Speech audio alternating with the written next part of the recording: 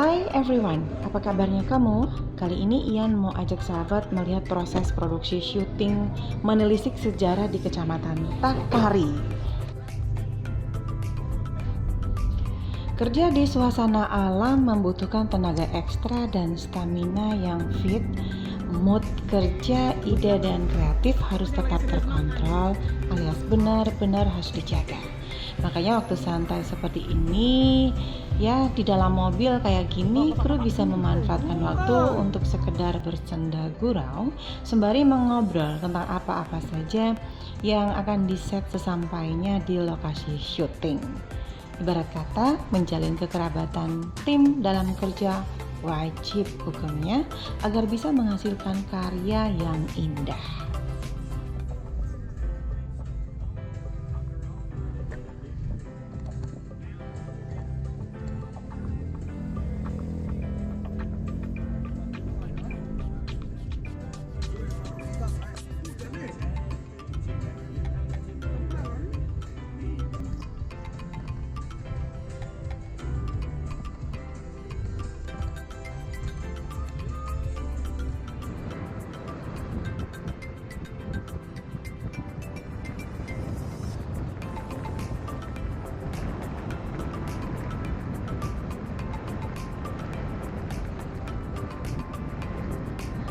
Mampir sebentar lihat jajanan pasar dan membeli sekedarnya. Ini nih spot khas yang bisa kita jumpai di perbatasan menuju ke luar kota. Namanya Pondok Cucur di Oesau. Ada macam-macam camilan ringan dengan harga murah menjadi rekomendasi menemani perjalanan kamu. Ini jajanan macam-macam di Oesau. Nah, cucur, perut ayam, terus nih macam. Biasa kalau produksi menuju ke arah sana kita pasti bisa mampirnya ke sini. Pokoknya duitnya ya. Sabar ya Pak.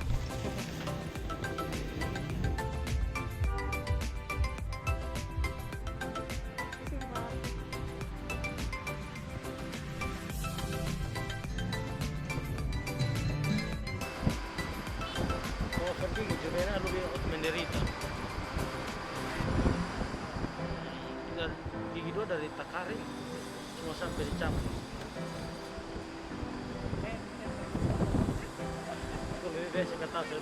Ya, jalan-jalan lagi walaupun tidak terlalu jauh dari arah kota Kupang, hanya sekitar Kabupaten Kupang. Kini kita pilih ke Takari.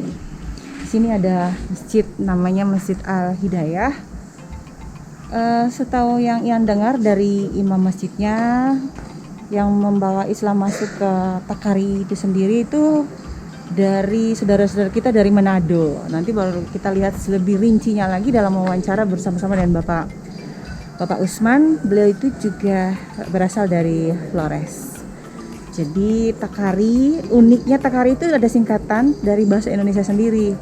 Tahan berdiri di atas kaki sendiri. Takari artinya Takari.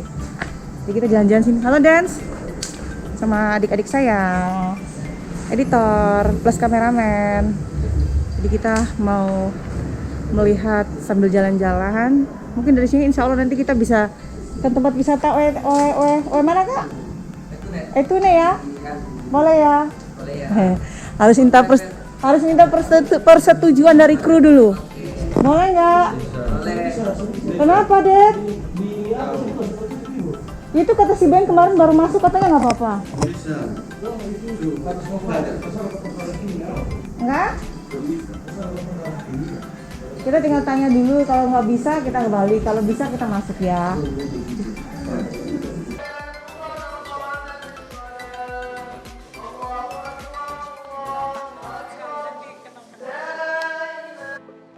Oke, sesampainya di lokasi syuting, jumpa dengan Bapak Imam Mukim Usman Puatude sembari mendapat arahan dari beliau tentang lokasi dan teknik wawancara yang kami mau. Dan di samping itu, kru memanfaatkan waktu men-set peralatan mereka.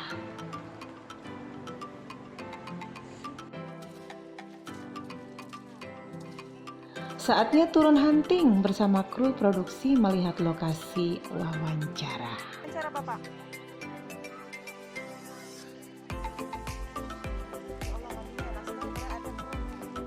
Ian paling suka mengambil view wawancara di alam seperti ini. Mengapa? Karena sangat mudah mengatur angle, background maupun foregroundnya. Karena di alam terbuka, komposisi indah dan atmosfer cahaya sangat natural, sehingga memudahkan pengambilan gambar yang sudah pasti cantik di layar.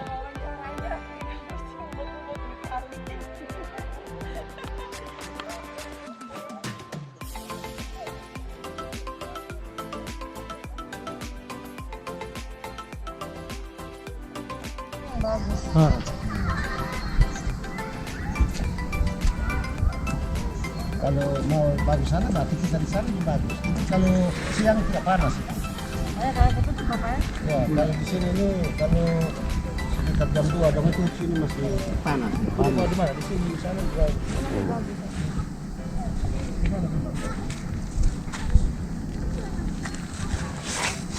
Di dalam dia lewat sini.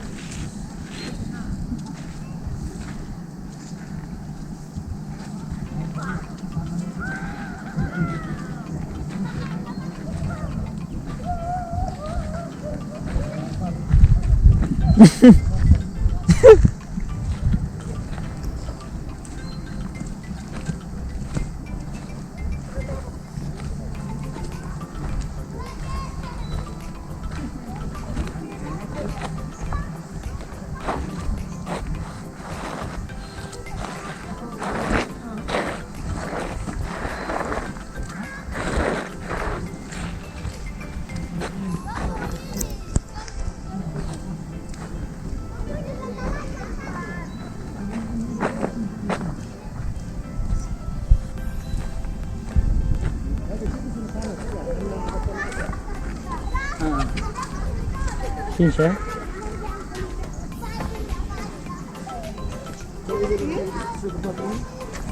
di sini itu cuma putih semua.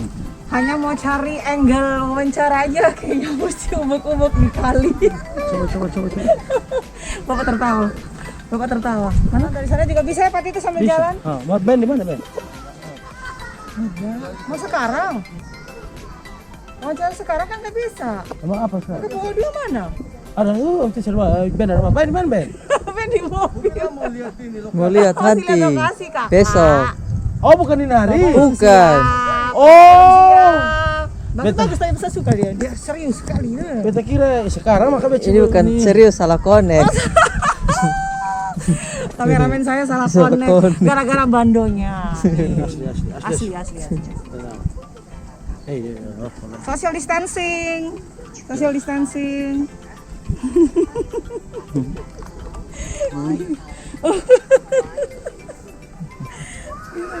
Social distancing. Itu kayaknya bisa nggak? Itu social distancing jarak-jarak. Sini mantu. Ya Bapak, pulang Bapak. Ya. Besok mau kita wawancara Bapak.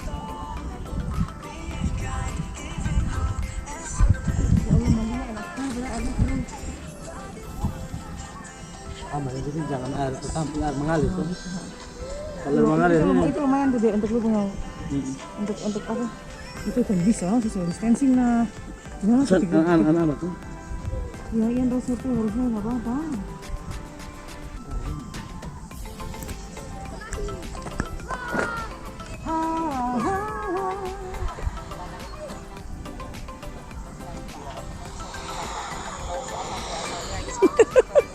Sampai sedetail-detailnya itu Pak Denso. Oh, saya suka sekali YouTuber.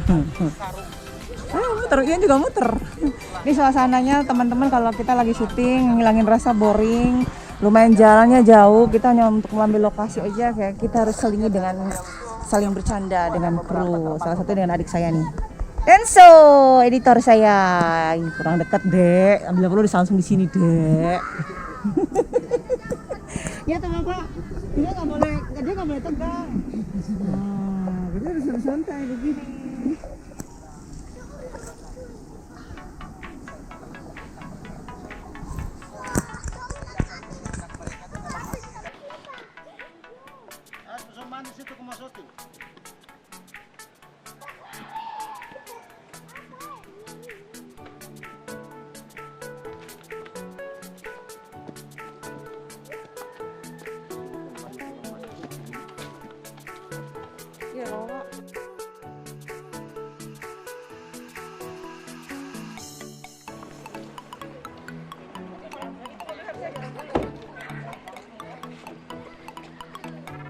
lucu. Ini baru pernah lihat tuh angle tuh. Ada lede dia. Sudah. Oh, kalau. Hai. Hai, lai.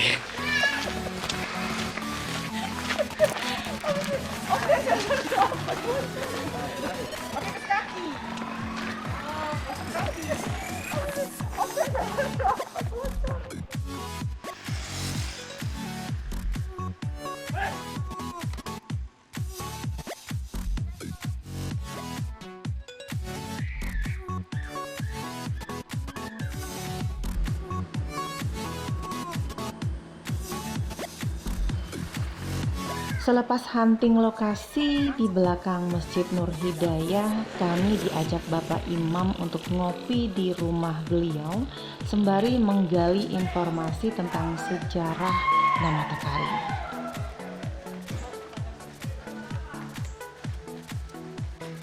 Jadi bagi tim produksi nggak ada kata santai, mau sesantai ini tetap kerja, ngobrol tapi mendapat informasi untuk skrip yang asmara.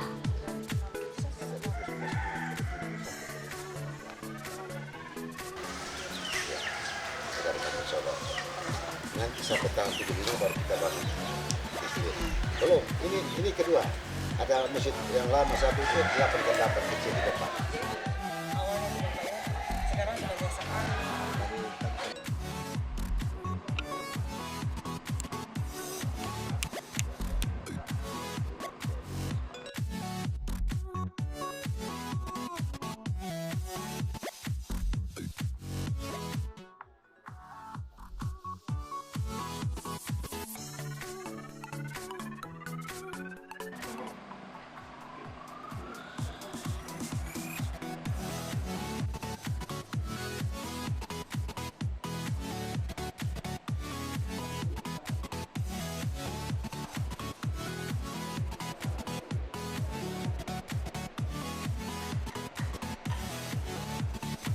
Ngadem sebentar dan melaksanakan perintahnya, tiba waktu sembahyang wajib sisihkan waktumu sahabat, tanpa ada alasan apapun. Karena Tuhan sudah begitu baik sama kita dalam hidup yang fana ini. Sujud bersyukur dan berterima kasihlah.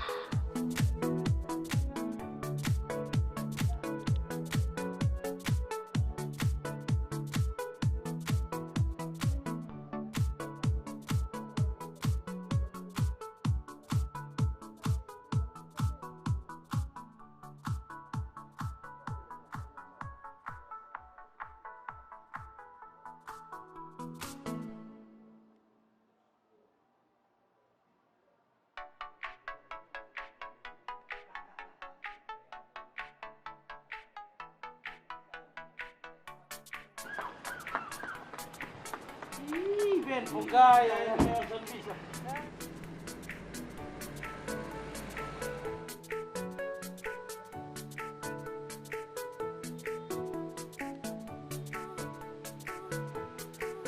Bisa diambil, bisa di-share.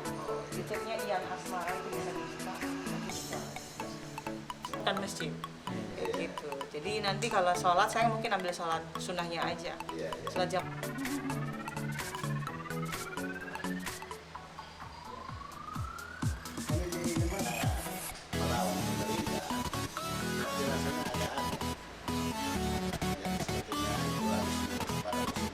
Yang lainnya apa? Kenapa? Gak ada? Nanti nih.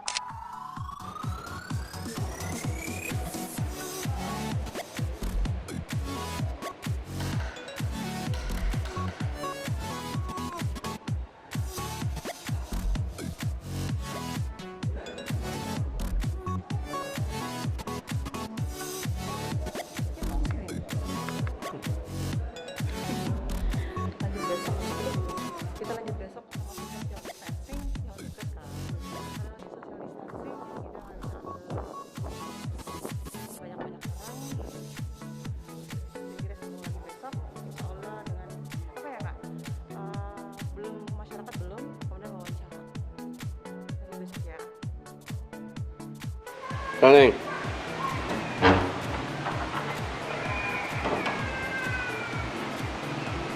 sekedar relate aja nih Kak, keadaan di masjid sini Kak.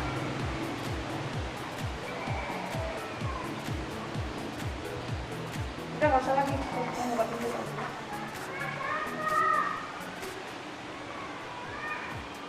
Cukup. Ini dia suasana wawancara Ian dan narasumber. Kali ini wawancara Ian milih duduk berjarak untuk mematuhi peraturan pemerintah tentang social distancing ataupun physical distancing alias jaga jarak. Banyak hal yang bisa Ian petik dan pelajari dalam perjuangan seseorang untuk meraih kesuksesan seperti Bapak Imam Mukim Puatude. Dulu yang tidak nampak sekarang berdiri indah di tengah-tengah masyarakat minoritas di Kecamatan Takari. Indah dan hidup bersama. Nah, itu jarak dari Takari ini 1 kilo ke Nolmina. Nolmina. Ya. Jadi waktu itu langsung ke Nolmina dulu baru Langsung ke sini. ke Nolmina. Setelah itu baru. Nah, dari Nolmina situ, terus tahun 67 itu dari Nolmina pindah datang di Kampung Baru. Ya. Jadi ini belum ada nama Takari. Belum ada Takari. Iya, dari Kampung Baru.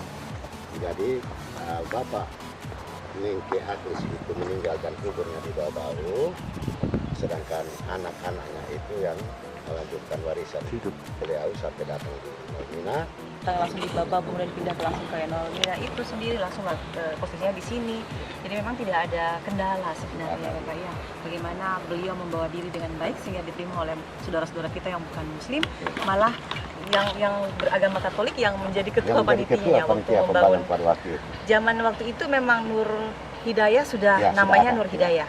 Waktu itu sudah namanya Nur Ya, Hidayah. kita kasih nama, orang tua kasih nama Nur Hidayah itu karena waktu itu umat Islam sedikit. Jadi dengan satu doa dan harapan supaya ke depan itu bisa ada hidayah turun di Takari sehingga bisa lebih banyak orang-orang datang. Yang sekarangnya sudah 222 sekarang sudah kakak. 222 kakak. 600-an jiwa kan Ya, sekitar itu. 600 jiwa. Alhamdulillah Bapak. Kemudian kita lihat perkembangan juga di sini sudah ada Madrasah Ibtidaiyah Iya, swasta ya Bapak ya. Iya. Nah, itu bagaimana penggagasnya siapa Bapak sehingga berdiri tepat di bersebelahan dengan Masjid Nur. Baik. Rencana pembangunan madrasah itu termasuk saya sendiri. Amin. Itu karena dulu tahun 80 saya guru ngaji. Karena mengingat saya punya murid pengajian itu sudah banyak, saya pikir lebih baik kita bangun madrasah. Banyak tantangan dari guru-guru SD juga mereka nolak karena berdekatan dengan sekolah-sekolah ini. Terus kita kendala di rumah sekolahnya. Nah, bangunan kebetulan saya tinggalnya di masjid. Nah waktu itu, jadi satu-satu jalan rumah saya itu saya rombak. Jadi kalau segi ibu ya. Masya Allah Bapak, perjuangannya luar biasa sekali Bapak. Kita rumah saya itu bikin bentuk seperti sekolah. Bangku-bangku duduk itu kita buat dari bambu. Ya, Masya Allah, tahun berapa itu Bapak? itu tahun 86. Tahun tidak enak Bapak ya. Perintisnya Bapak ya. Ternyata saya berhadapan langsung dengan perintisnya ya Pak ya. Madrasah Ibtidaiyah. Kalau saya cerita benar sedih ya. Iya Bapak benar. Saya turut rasakan seperti itu Bapak karena tantangannya luar biasa Bapak. Karena tantangan bukan dari guru-guru sekolah juga mereka tantang bahwa tidak boleh. Iya.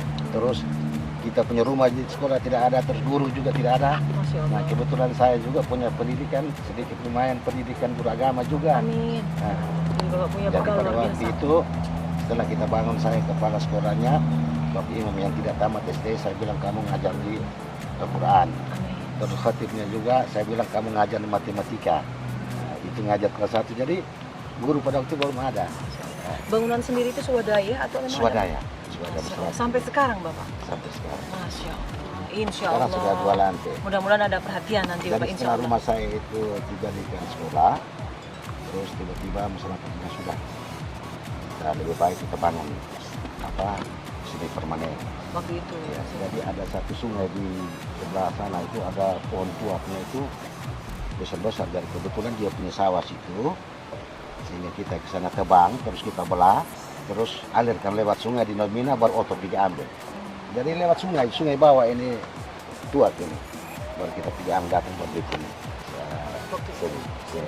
Sekarang udah alhamdulillah sekarang Sudah alhamdulillah karena termasuk yang menyerahkan tanah ini kebetulan dia jadi MPR di pusat. Terus dia bangun satu yayasan yang ada di Yayasan Siti Aminah. dari tanah alamnya di sini kita permanen satu lantai, terus dengan masjid gitu ya masuk. Sudah begitu indah, saya lihat sudah bagus Pak ya. Tinggal insya Allah nanti ada istilahnya empati luar biasa setelah Saya melihat mengajar keadaan itu ini. sudah selama 10 tahun, terus baru ada guru negeri datang, pertamanya saya nolak. Jadi tidak bisa tetap kembali sekolah, ya guru negeri datang guru bantu. Jadi sebelum terjadinya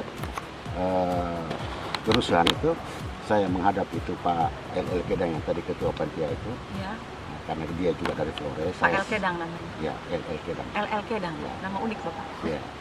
Jadi saya bilang begini, Bapak, sekarang kita Flores mau baku pukul. Bilang, oh kenapa? Jadi seperti itu amalannya itu sampai kapanpun. Amal jariahnya jalan terus itu Bapak. Di sela-sela syuting ada kru Ian yang katrok dan koplak kayak gini nih. My driver bentalan.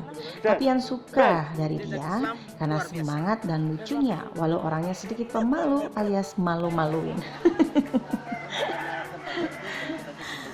Begitulah keseruan kami dalam memproduksi acara di stasiun tertua yang menjadi kebanggaan Indonesia ini. Bekerja tetapi berdamai dengan sekitarnya. Banyak sahabat dan saudara yang terus bertambah adalah kebahagiaan hati. Semoga bermanfaat untuk semua. Bersyukurlah dengan nikmat dan pekerjaan yang sudah Tuhan beri ya. Dan ini passion aku, Ian Asmara. Bagaimana dengan kamu?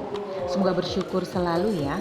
Jangan lupa bahagia dan salam sehat selalu.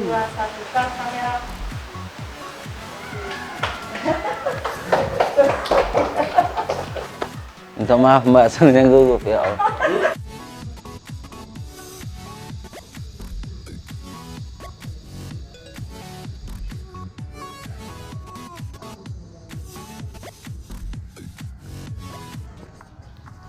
Oke, tunggu keseruan Ian dan kru di trip yang berbeda. Makasih sudah nonton. Jangan lupa like, comment, share, and subscribe vlog Ian Asmara ya. Thank you. Eits, jangan lupa tekan lonceng birunya agar kamu tahu kemana aja Ian mengeksplor perjalanan Ian berikutnya. Semoga traveling Ian dan kru kali ini bermanfaat ya. Tunggu keseruan kami berikutnya. Yaudah, bye-bye. Makasih. I love you. Tuhan berkati.